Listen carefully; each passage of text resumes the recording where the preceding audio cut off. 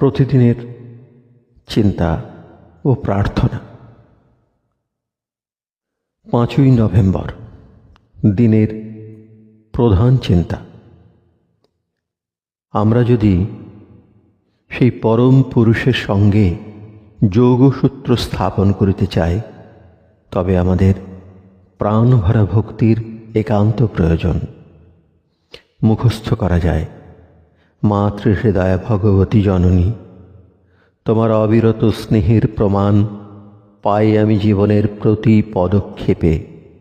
রক্ষা করো মোরে তব বহু বাহু ডোরে, দাও তুমি স্নেহ গো আমারে, বহু হৃদয় তোমার করিয়া উজাড়।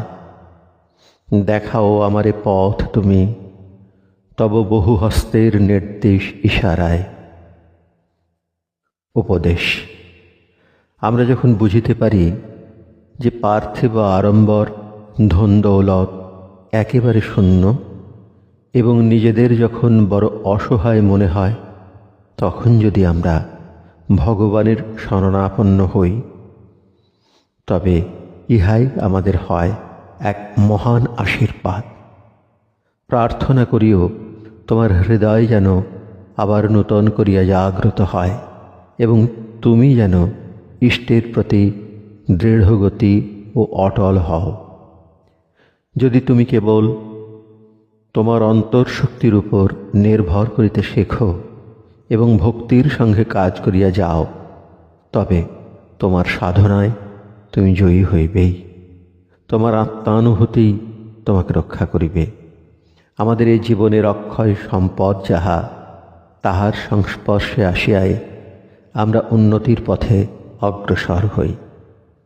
প্রার্থনা।